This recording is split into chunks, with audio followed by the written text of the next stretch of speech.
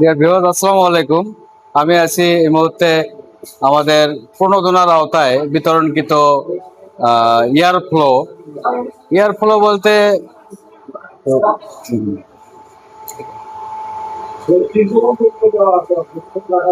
বলতে এখানে দেখছেন যে একটি চোঙের মতো যন্ত্র, এটির নিচে আসলে মোটর আছে এবং বাতাস উপরের দিকে দেওয়া হচ্ছে। এখানে প্রায় কত মন আছে এখানে পেঁয়াজ?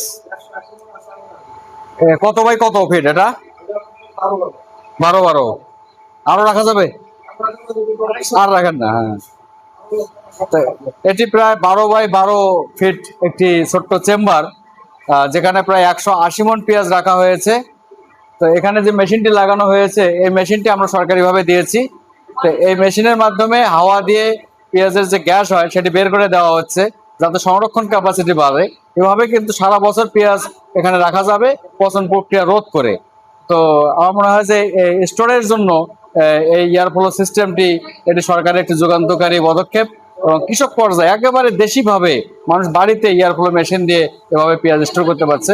পেঁয়াজের দাম এখন কম আছে, কম দামে পেঁয়াজ কিনে মানুষ স্টোর করছে, ভবিষ্যতে দাম বাড়লে তারা এটি ছেড়ে দেবে এবং কৃষক লাভবান হবে। বিশেষ করে যারা উৎপাদন করেন, বেশি উৎপাদন করেন, অনেক সময় মার্কেট সবসময় কম থাকে।